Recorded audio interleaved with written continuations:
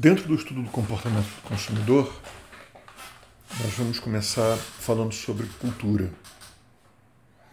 Dentro do estudo de cultura, há muitos caminhos diferentes, digamos assim, muitas vertentes pelas quais você pode pensar a respeito disso. Existe uma linha de pesquisa hoje chamada cultura de consumo, que parte do princípio que a cultura é um elemento fundamental para a produção e reprodução de significados. Antes de entrar em elementos mais complexos, eu acho que é importante para nós definir ou redefinir, digamos assim, o que é cultura. Nós já falamos sobre isso quando falamos a respeito de análise de ambiente. Hoje nós vamos entrar um pouquinho mais a fundo sobre isso, tentando entender como cultura afeta o modo como pessoas compram, como organizações compram. Tá? Eu vou dar para vocês duas definições de cultura. Uma delas de caráter um pouco mais instrumental e uma outra delas de caráter, como eu vou chamar, simbólico. E eu vou explicar para vocês por que eu uso o termo simbólico. Tá? A visada instrumental da cultura, ela parte do princípio... vocês vão ver agora a definição que eu uso no slide. E essa definição é de um autor que teve muita importância na área de educação, um cara chamado Kolbe. Tá? É um conjunto de comportamentos, crenças, valores, atitudes, padrões, normas de conduta adquiridos e compartilhados por um grupo social que servem como forma comum de se resolver os problemas com que um grupo se defronta. Essa definição, de uma certa forma, entende a cultura como alguma coisa que serve para algo, que ajuda a gente a viver e que entrega para a gente, digamos assim, algumas soluções não apenas simbólicas, mas principalmente práticas relacionadas ao modo como se vive. Graças a essa definição, a gente vai poder entender coisas do tipo... eu gosto muito de usar esse exemplo na sala de aula, porque ele é bastante interessante para todos nós. Como é que a gente dispõe dos corpos das pessoas que morrem? Pensar a respeito de cultura, de uma certa forma, pensar a respeito de coisas que estão tão dentro do nosso dia a dia que a gente se esquece de fazer perguntas a respeito delas. Por que a gente come o que a gente come? Por que a gente educa as pessoas do modo como a gente educa? Por que todos aqui estão fazendo um curso superior em administração? Todas essas coisas remetem, de uma certa forma, a coisas que a gente acredita e que são fundamentais para a condução da nossa vida, que são as crenças que nós temos, tá?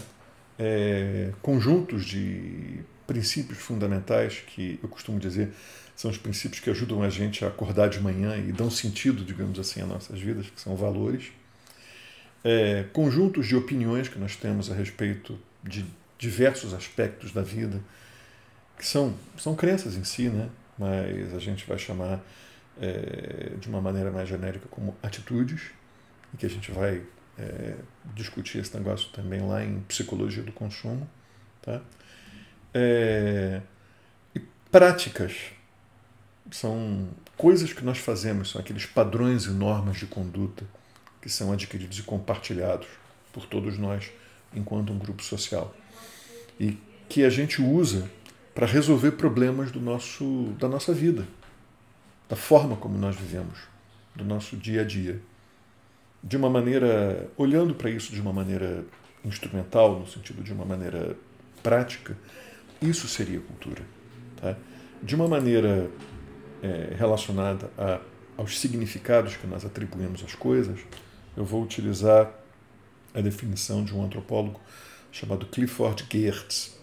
Tá? Ele é um antropólogo muito importante, morreu há mais ou menos uns 10 anos atrás, e ele dizia que, acreditando que o homem é um animal amarrado a teias de significados que ele mesmo teceu, assuma a cultura como sendo essas teias, e sua análise, portanto, não como uma ciência experimental em busca de leis, mas como uma ciência interpretativa à procura do significado. Ele parte do princípio que essas coisas que nós fazemos, o modo como nós vemos o mundo, os valores que nós temos, as crenças que nós temos em relação às coisas, elas são significados, elas dão significado à nossa vida. E esses significados, eles são produzidos pela nossa ancestralidade, pelas pessoas que vieram antes da gente, dentro da nossa cultura, digamos assim. A cultura, de uma certa forma, ela acaba definindo um conjunto muito vasto, muito grande, de pessoas que vivem de acordo com o mesmo conjunto, o mesmo grupo de crenças, o mesmo grupo de significados produzidos. Tá? Todos nós acreditamos que existe um Deus. Todos nós acreditamos que, como eu falei anteriormente, a alimentação ela deve ser feita de uma determinada maneira, e a alimentação feita dessa maneira tem um determinado significado. Todos nós acreditamos que devemos nos educar de maneira não apenas familiar, dentro de um ambiente menos formal de educação formativa, mas também dentro das escolas. Boa parte de nós acreditamos que a escola, eu acho que quase a totalidade de nós acreditamos que a escola é uma coisa fundamental na vida de qualquer pessoa que vive na nossa civilização. Tá? E a própria lógica de civilização, ela está associada a isso. Nós temos uma vida em cidade, uma vida comum, uma vida civil, que, de uma certa forma, é atrelada a esses significados ou essas crenças que nós temos. E o consumo, ele é um elemento absolutamente fundamental nisso. Graças à cultura, nós compramos as coisas que compramos, do modo como compramos, as usamos do modo como as usamos.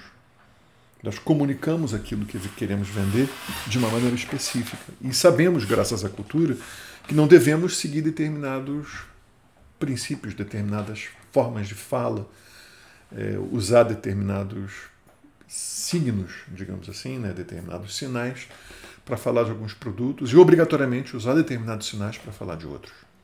Tá? A cultura tem alguns aspectos relacionados à cultura que merecem atenção aqui da gente. Primeiro, essas culturas elas são aprendidas. Eu vou falar sempre de cultura de uma maneira plural. São várias. Eu não sei se existe uma cultura brasileira. Talvez exista uma coisa chamada cultura brasileira como uma grande abstração. Alguma coisa que une todos os povos do Brasil, todas as pessoas que moram no Brasil. E eu acredito que todas as pessoas elas tenham um conjunto de crenças que sejam comuns. Não obrigatoriamente as formas de vida, como as pessoas vivem em regiões diferentes do Brasil, mesmo em cidades diferentes, mesmo em áreas diferentes da mesma cidade, são as mesmas. Tá? Nós aprendemos com a nossa vida, nós aprendemos com as nossas famílias, com as pessoas que moram em torno da gente e com todas as pessoas que vieram antes dessas, isso é, com a ancestralidade que nós mesmos temos, como viver. Portanto, essas culturas diversas e a nossa cultura, elas são aprendidas. Elas não são coisas naturais, elas não são coisas que pertencem a gente, como o fato de eu ter 10 dedos das mãos, 10 dedos nos pés, 2 braços, 2 pernas. Não são fatos como eu respirar para conseguir viver, não são naturais. Não são coisas que estão no meu DNA. Não são coisas que são determinadas de maneira biológica. As culturas não são determinadas pelo clima, pelo tempo. Tá? Eu não acredito que isso aí aconteça. As culturas, elas são determinadas pela forma como nós vivemos o nosso dia a dia. e as coisas que nós acreditamos e que nos ajudam a dar sentido, a dar significado às coisas que estão em torno da gente. Portanto, elas são aprendidas. Um segundo ponto muito interessante, muito importante de notar, as culturas, elas funcionam como uma espécie de regulador da sociedade. Elas não apenas ajudam a gente a viver, mas como elas ajudam a gente a viver de uma maneira confortável, ordenada e segura. É muito importante que a gente entenda essa segurança na vida. Segurança não apenas para saber que eu vou conseguir comer amanhã, eu vou ter onde dormir, segurança para saber que eu vou ter como viver, vou ter um meio de vida, digamos assim, e os meios de vida são determinados pelas culturas, mas também segurança a respeito de quem eu mesmo sou, uma segurança a respeito da minha própria identidade. A identidade é uma coisa que está diretamente associada à lógica da cultura e que também vai ser discutida quando nós falarmos a respeito da sociologia do consumo, um pouco mais à frente. A antropologia é uma sociologia. Portanto, eu estou falando aqui de uma parte daquilo que nós chamamos de uma grande sociologia, né? É um estudo de sociedade. As culturas, elas, enquanto reguladoras da nossa atividade social, enquanto reguladoras do nosso mundo, elas nos ajudam a viver de maneira mais eficiente. Elas nos ajudam a viver melhor, digamos assim. Retornando rapidamente ao exemplo dos funerais, nós aqui no Brasil temos cerimônias funerais que são bastante rápidas. E muito rápidas se por acaso a gente comparar com cerimônias norte-americanas ou europeias. Exatamente por causa disso eu posso dizer que o mercado brasileiro que circunda o trato, digamos assim, com a morte, de uma maneira bastante ampla, né? Não apenas a questão funeral, mas cerimônias que estão em torno disso, é um pouco menor do que o mercado norte-americano, o mercado que você encontra em vários países da Europa. Nos Estados Unidos, as cerimônias elas são relativamente grandes e envolvem recepções com comida, bebida. A celebração, o funeral propriamente dito, imagino que ele deva ser acompanhado por todos os familiares e filhos da pessoa que se foi. E é muito frequente as pessoas morarem em lugares diversos nos Estados Unidos, não morarem todos na mesma cidade. Geograficamente, as pessoas são mais móveis do que no Brasil. O que significa que, eu ouso dizer, o mercado dos serviços funerais, ele também ativa o mercado de viagens. Muita gente se desloca por causa de serviços funerais pelos Estados Unidos. Várias pessoas têm que ir para um determinado lugar. Alguns filmes, de uma certa forma, já abordaram isso. Pessoas que são famílias que têm que ir para um determinado lugar, para um funeral, e esse funeral leva dias para acontecer. Tá? E ao levar dias para acontecer, são dias de serviços e dias de produtos que estão rodando, digamos assim, na economia. Ou seja, o mercado relativo aos serviços funerários nos Estados Unidos e na Europa é bastante mais gordo, digamos assim, do que esse mesmo mercado no Brasil. Existem poucos exemplos de atividade de marketing associada a isso. Mas eu me lembro de um caso de uma empresa carioca chamada Senaf, e há vários anos atrás fez uma série de anúncios, fez uma campanha publicitária para vender um seguro funeral. E a campanha era engraçada. E fizeram a campanha com humor. E muita gente ficou muito chocada naquela época por causa disso. Mas eles fizeram um bom dinheiro. Eles conseguiram avançar bastante dentro do mercado. Eu vou mostrar para vocês agora aqui um anúncio da Senaf que brinca com cremação e com a quarta-feira de cinzas. Né? Eles se arriscaram, porque o Brasil não é conservador hoje. O Brasil sempre foi um país com um povo razoavelmente conservador. Portanto, quem faz esse tipo de coisa corre um certo risco, né? As culturas, elas se adaptam, elas não são coisas rígidas que permanecem no tempo e são imutáveis. Elas não são regras fundamentais que determinam o modo como a nossa vida corre e não mudam. Elas mudam. Talvez elas não mudem tão rapidamente, mas elas mudam, elas vão se adaptando à nova forma como o mundo vai andando, e exatamente por causa disso, como as próprias sociedades, como as pessoas, elas vivem. Um exemplo muito interessante de como o ambiente dos mercados muda graças à cultura é visível hoje mesmo quando nós observamos a evolução dos grupos sociais e da internet e das relações que são estabelecidas entre pessoas pelas redes sociais. Quando eu tinha a idade de boa parte dos meus alunos de hoje, algo em torno de entre 18 e 24 anos, não havia internet, não havia celular, não havia WhatsApp. Né? E os contatos eram feitos pessoalmente, a gente usava telefone. Eu posso estar parecendo meio nostálgico, mas o fato é que isso daí estabelecia um padrão de uma forma de relacionamento, não propriamente um padrão, mas estabelecia uma forma e uma ética de relacionamento que era bastante diferente dessa que nós encontramos hoje. E, evidentemente, os mercados eles respondem a isso. Um exemplo muito interessante de uma empresa que aproveitou, digamos assim, a presença da tecnologia para ajudar pessoas a entrarem em contato. Uma amiga minha uma vez me contou, eu nunca vi isso escrito, eu vou contar aqui um caso contado para mim por uma amiga minha que morou durante muitos anos no Japão. No Japão eles desenvolveram um negócio chamado Tamagotchi, você lembra? Tamagotchi. Um brinquedinho eletrônico em que você alimentava um bichinho, digamos assim. Os japoneses não têm bicho de estimação, não tem cachorro, gato como tem aqui, ou como tem nos Estados Unidos ou na Europa, seja lá o que for. Mas o fato é que, em um determinado momento, aparentemente esse produto, o Tamagotchi, ele estava entrando em decadência, eles tiveram uma ideia para reciclá-lo. Aparentemente, os colégios de meninos e de meninas são separados lá, e é muito difícil um garoto conseguir um contato com uma garota.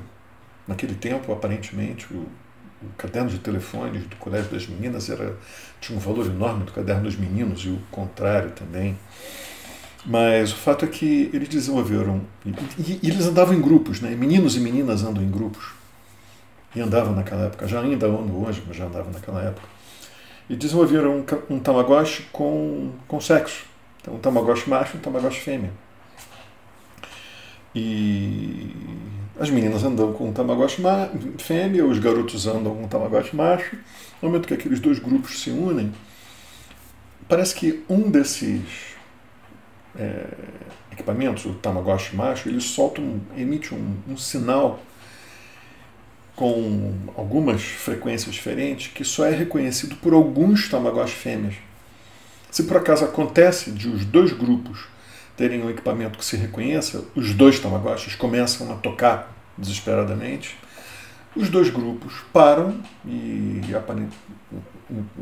teoricamente começam a conversar, e até que as duas pessoas que tem o dono do Tamagotchi macho e o Tamagotchi também, que estão cantando lá, tocando porque eles se encontraram, né?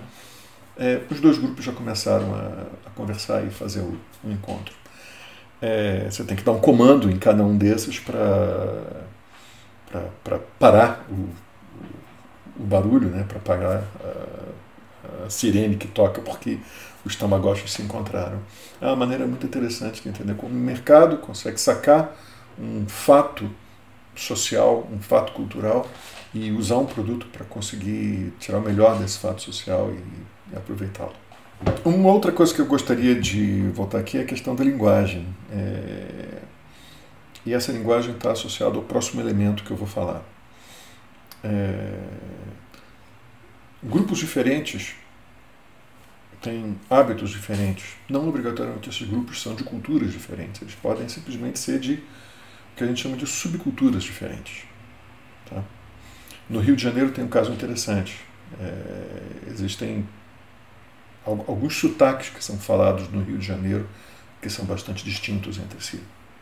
Assim como o modo como no Rio de Janeiro, por exemplo, as pessoas falam nas áreas mais ricas da cidade, que estão mais próximas da praia, na Zona Sul, ele é bastante diferente do modo como as pessoas falam nas comunidades. Né? Antigamente a gente se referia às comunidades como favelas. São as pessoas mais pobres que moram nas encostas, espalhadas no Rio de Janeiro, mesmo na Zona Sul do Rio de Janeiro. A fala das comunidades, ela difere da fala do asfalto.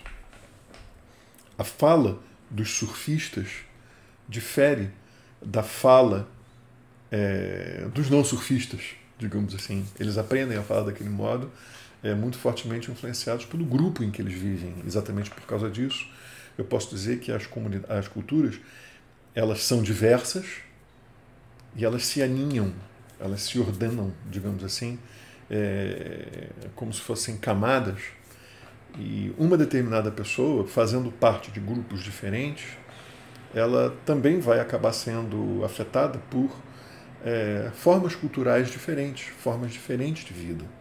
Tá? Um surfista, ele pode se entender muito mais como um surfista, digamos assim mesmo, e falar como um surfista de maneira mais livre e mais fluente entre os seus colegas surfistas no fim de semana, quando ele vai praticar o seu esporte, do que durante a semana, quando ele está trabalhando em contato com outras pessoas que nada tem a ver com o surf. Tá? Eu, inclusive, diria que o sotaque do surfista, o sotaque do carioca praiano, digamos assim, ele é bastante diferente do sotaque do camarada que não participa desse mundo. É só você comparar o sotaque dos morros com o sotaque das praias. Tá? É distinto. Tem algumas distinções leves, mas que de uma certa forma nos permitem entender quem faz parte de cada um desses grupos. Palavras que são usadas por um grupo que não são usadas por outro.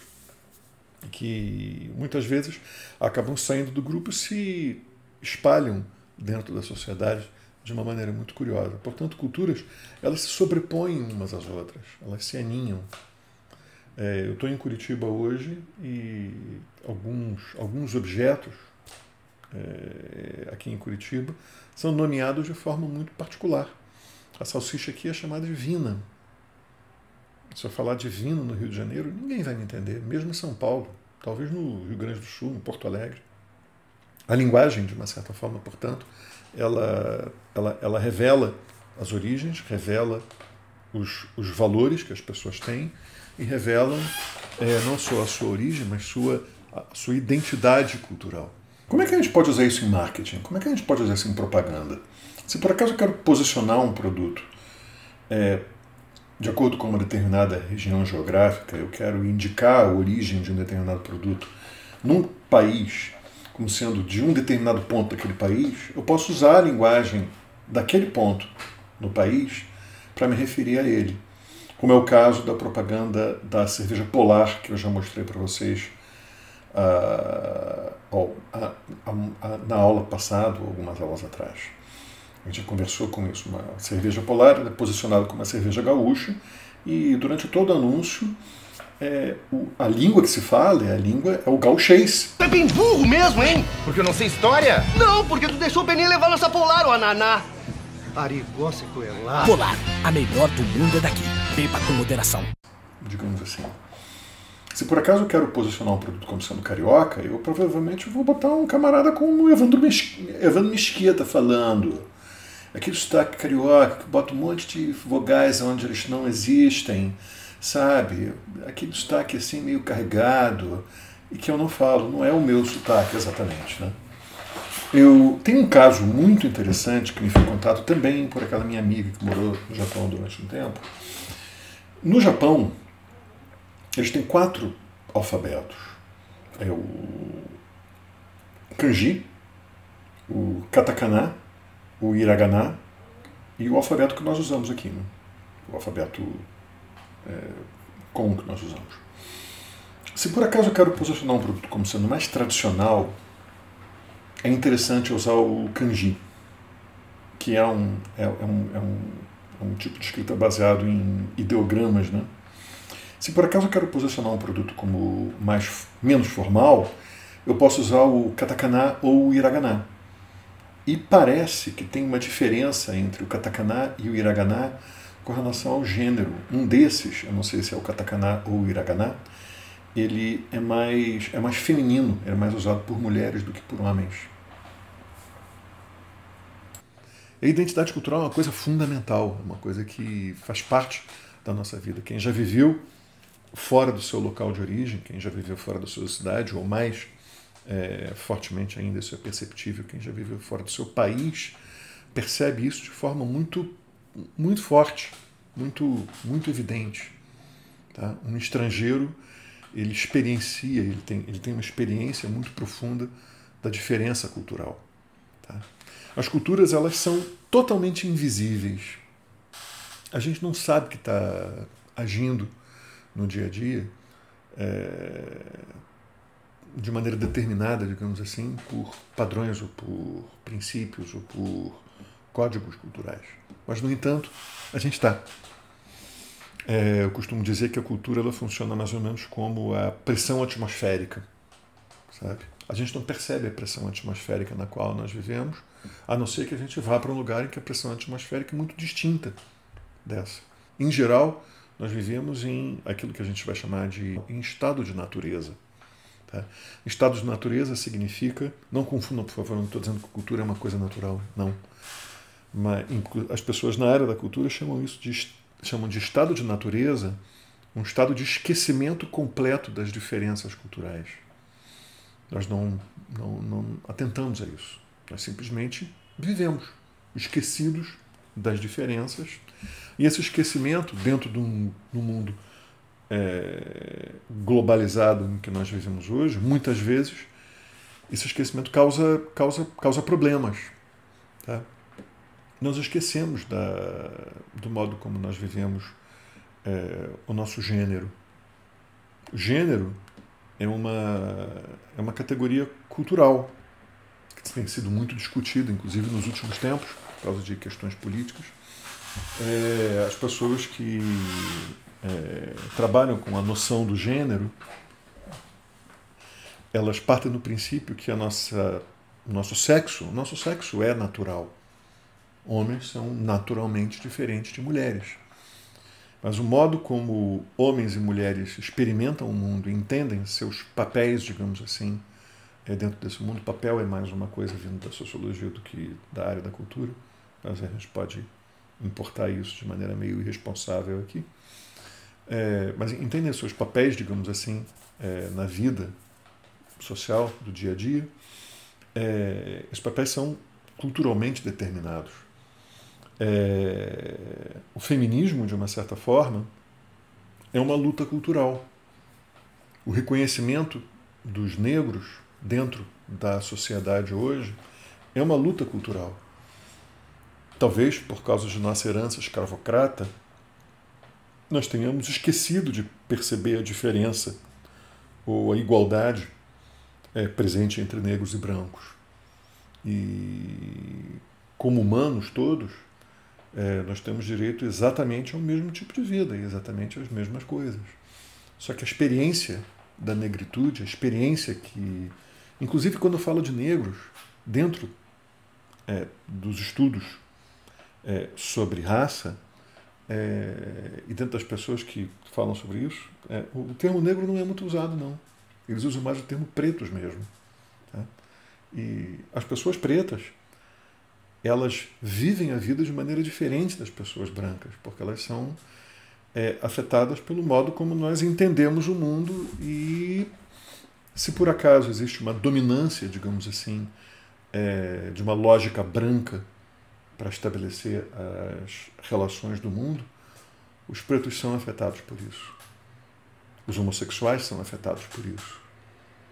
As pessoas que têm crenças religiosas que não são as dominantes, digamos assim, são afetadas por isso.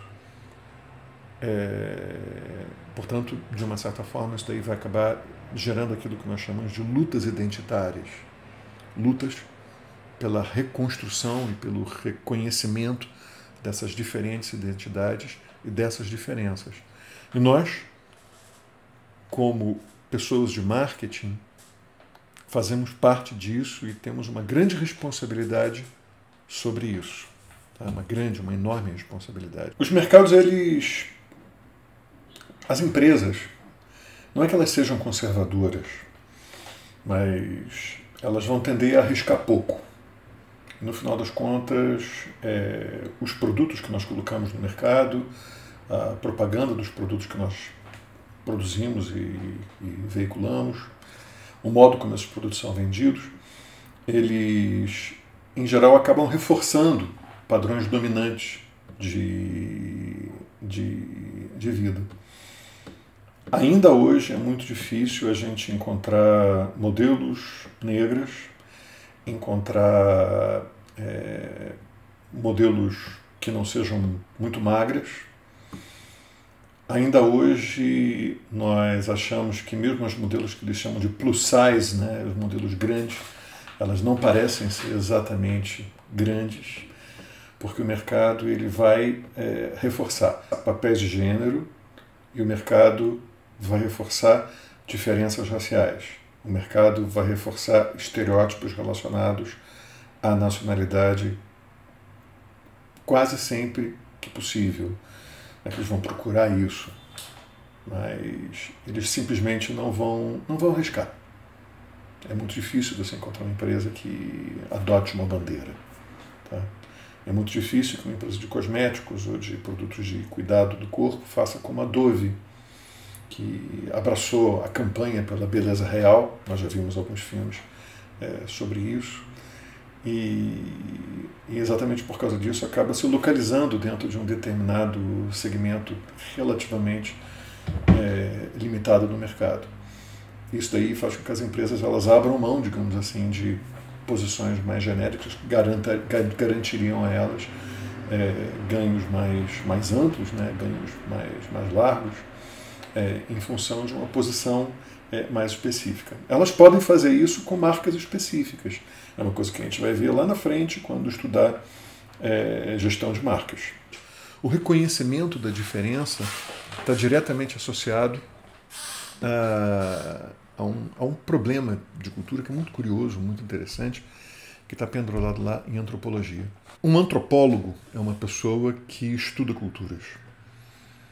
E antropólogos são muito importantes hoje para a pesquisa de mercado. É muito importante que nós conheçamos o modo como os produtos são usados, o modo como diferentes culturas usam produtos. Isso é fundamental no mundo globalizado. Se por acaso eu produzo, por exemplo, uma cerveja, só sou da Ambev, e a Ambev é uma empresa global, ela tem várias marcas que são produzidas no mundo inteiro e todas elas sob a mesma empresa, a Ambev. Eles produzem, eles gerenciam marcas que são originárias do Brasil, originárias da Bélgica, originárias da Inglaterra, originárias da França, originárias da Argentina, e cada um desses países tem a sua cultura. Não vou dizer nem da região do país em que essa cultura acontece, mas cada um desses países tem a sua cultura própria. Vender uma cerveja belga no Brasil pode ser uma coisa bastante difícil, porque o modo como eles entendem cerveja é diferente do modo como nós entendemos. No Brasil, cerveja costuma ser associada tradicionalmente, né, ao calor, à vida comunitária, à praia. Tem uma conexão muito forte entre cerveja e sexualidade e gênero. Nós já discutimos isso na aula sobre posicionamento, né? E vamos discutir isso aqui um pouquinho mais agora. Na Bélgica, a cerveja está diretamente associada a frades franciscanos que produziam cerveja na Idade Média já. A cerveja belga, ela tem um sabor muito diferente da cerveja brasileira. A Bélgica é um país muito mais frio do que o Brasil, mesmo nas regiões mais frias do Brasil. A mesma coisa acontece com a cerveja inglesa. A cerveja inglesa, ela é muito profundamente diferente da cerveja brasileira. E tanto que a gente aqui no Brasil costuma dizer que os ingleses eles bebem cerveja quente. A gente vai trabalhar com essa questão do bebe cerveja quente na próxima aula, quando eu falar no próximo vídeo, e talvez nessa aula mesmo, mas no próximo vídeo, quando eu falar sobre estereótipos. Tá? E os estereótipos são uma coisa culturalmente construída também. Eles bebem cerveja quente porque lá a cerveja é usada de uma forma diferente. Tá? Alguns anúncios de cerveja, alguns anúncios ingleses de cerveja, em vez de trabalhar com significados associados à praia, ao calor e ao corpo, estão muito diretamente associados a viver uma realidade diferente, a viver uma consciência diferente.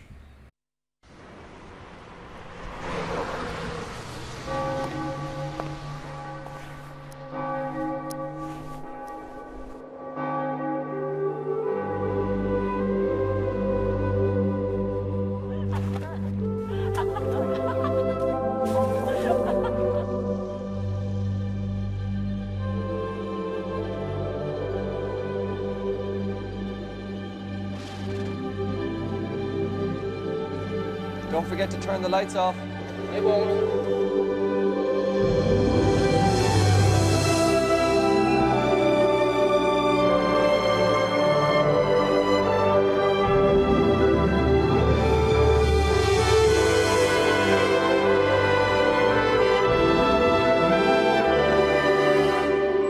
Even at the home of the black stuff, they dream of a white one. Happy Christmas. Os belgas, eles usam muito a cerveja como acompanhante de comidas, digamos assim. E as cervejas lá têm sabores mesmo, sabores distintos desses que tem aqui. Na Bélgica tem cervejas de framboesa. Né? A cerveja brasileira ela é muito fortemente influenciada pela cerveja tcheca e pela cerveja alemã. Tá? Que, de uma certa forma, é uma coisa que veio principalmente via Alemanha, né? E que está associada à formação cultural brasileira. Se por acaso eu sou um antropólogo e quero observar essas coisas, eu preciso fazer isso, por exemplo, como pesquisador trabalhando para uma fábrica de cerveja, eu tenho que aprender a me afastar um pouquinho do meu meio cultural e estranhar as coisas em que eu vivo. Esse estranhamento é fundamental para que nós consigamos compreender a nossa cultura, porque, como eu falei anteriormente, a cultura é invisível. Enquanto nós não praticamos esse estranhamento, nós não conseguimos perceber características específicas da cultura em que nós mesmos vivemos. Tá? Portanto, o termo estranhamento é fundamental para que eu consiga observar as culturas. E esse estranhamento tem uma espécie de adversário, que é uma coisa que os antropólogos chamam de etnocentrismo. O conceito de etnocentrismo está relacionado à compreensão da cultura como centro de tudo. Tá? Eu vou dar para vocês uma definição, vou mostrar agora aqui um slide de uma definição do Everardo Rocha, que é um antropólogo carioca. Esse livrinho é muito interessante, o que é etnocentrismo. Tá? É um livrinho pequenininho, editado pela Brasiliense, lá nos anos 80.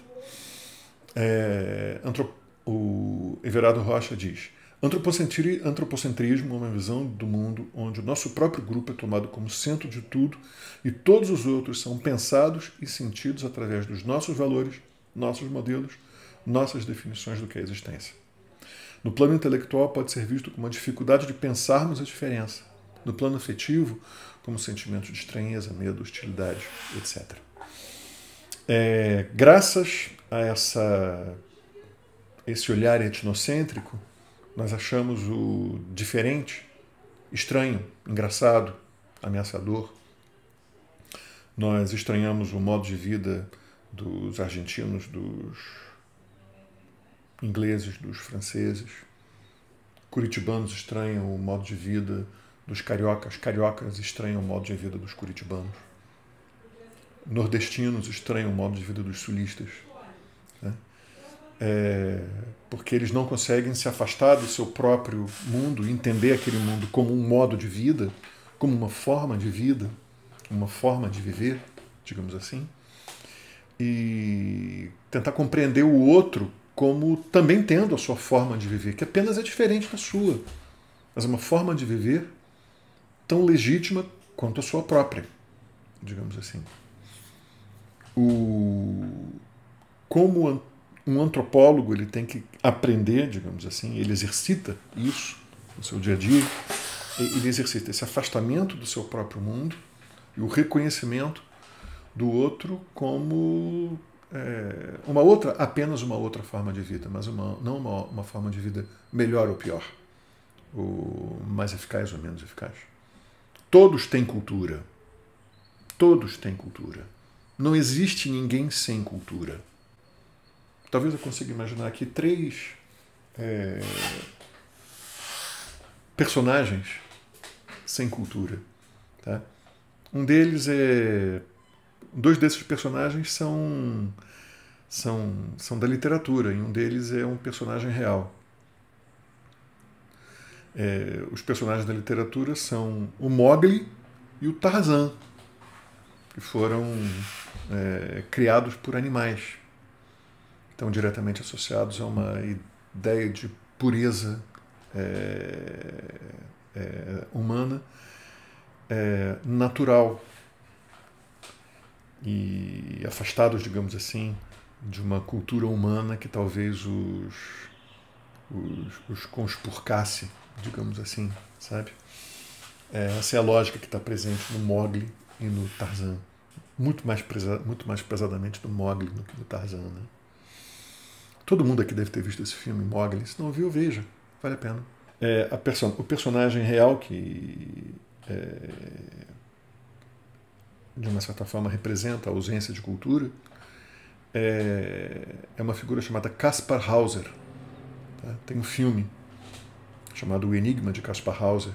É um sujeito que aparentemente foi criado no alto de uma torre, um quarto fechado, nunca teve nenhum contato com nenhum humano até uma idade muito, muito avançada da vida.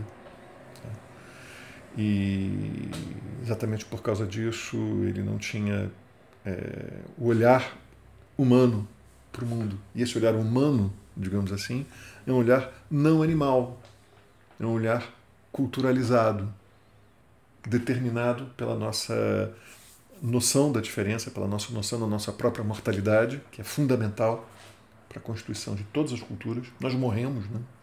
Tá? E uma coisa que os antropólogos também dizem que é absolutamente fundamental em todas as culturas, isso daí perpassa, digamos assim, em todas as culturas, é a diferença entre sexos. Tá? Portanto,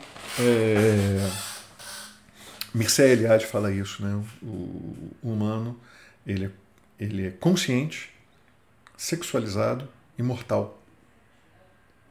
Consciente, sexuado e mortal.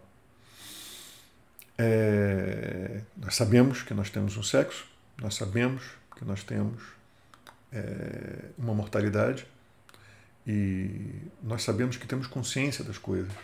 Tá? Não sei se os cachorros têm consciência das coisas. Essa é uma discussão filosófica, mas também antropológica. Tá?